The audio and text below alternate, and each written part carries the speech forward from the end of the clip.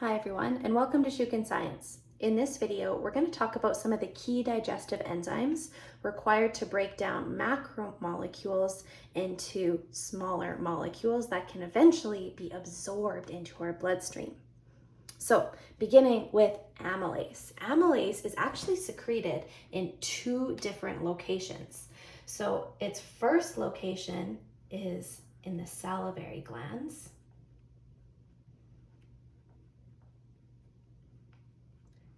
And the salivary amylase that's secreted by those salivary glands acts in the mouth.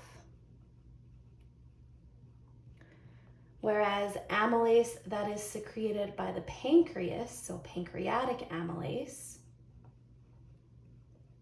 it gets injected into the small intestine. But in either case, both types of amylase take starches, so polysaccharides, and they break them down into a disaccharide known as maltose. Now, technically, maltose isn't small enough to be absorbed into our bloodstream. It then needs to be broken down once again by other enzymes in our small intestine to eventually form glucose. But this is the digestive process that is begun by amylase. So starches are actually digested in two different locations. Starch digestion begins in the mouth, and then it is completed in the small intestine. The next enzyme, known as pepsin, is secreted by the walls of the stomach.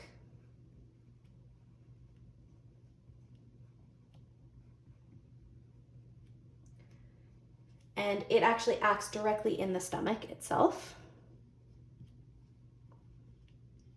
which makes pepsin a little bit unique. Because the stomach has really strong acids with a pH of about 2, pepsin actually functions best in a very acidic environment. In fact, it won't even become activated unless there is the presence of those stomach acids or a very low pH.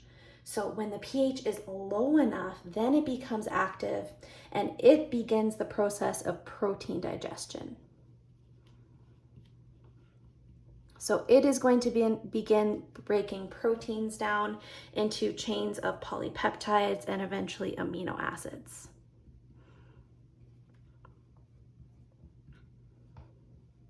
And that is exactly what trypsin does. Our next enzyme also takes protein and will eventually help break it down into amino acids.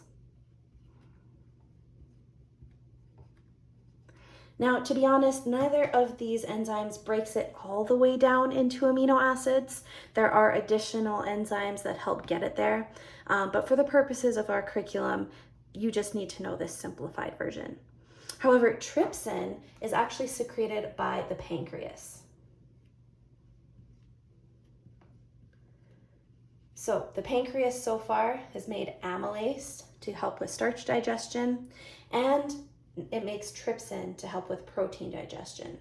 However, the digestion by trypsin doesn't occur in the pancreas. The pancreas actually injects that enzyme into the small intestine.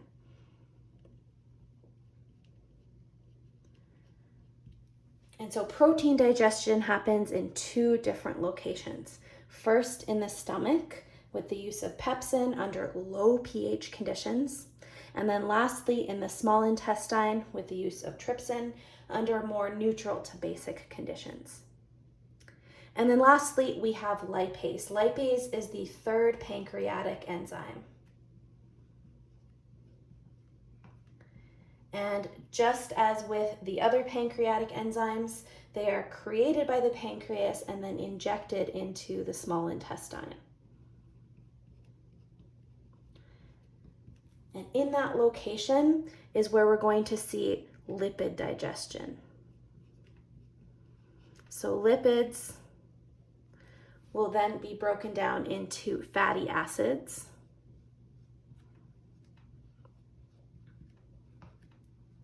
And this is actually the only location you'll notice of lipid digestion. Starch digestion happens in a couple of different places, in the mouth and the small intestine. Protein digestion happens in a couple of different places, in the stomach and small intestine.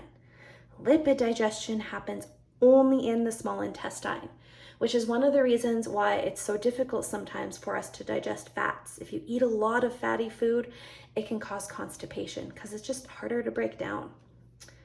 But lipase doesn't act alone. Because lipids are going to repel water, they actually require the help of a bile salt in order for this enzyme to break apart the bonds of those lipids.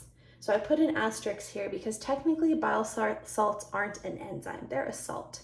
However, they are involved in the digestive process. So bile salts and lipase work together to help digest lipids, except bile salts are produced by the liver. So the liver produces the bile salts and then it stores them in the gallbladder.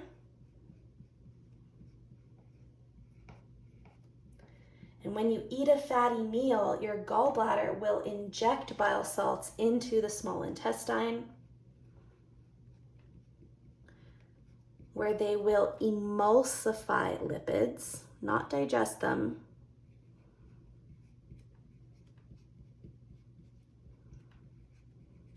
Which basically means it pulls them apart just enough to allow the lipase to get in there and break apart those bonds. So both molecules are required for lipid digestion in the small intestine.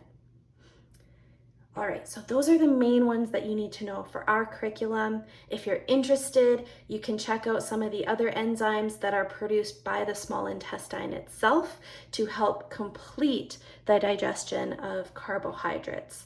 We make maltase, we make, some people make lactase, and then we also make some additional protein and lipid digesting enzymes in that location.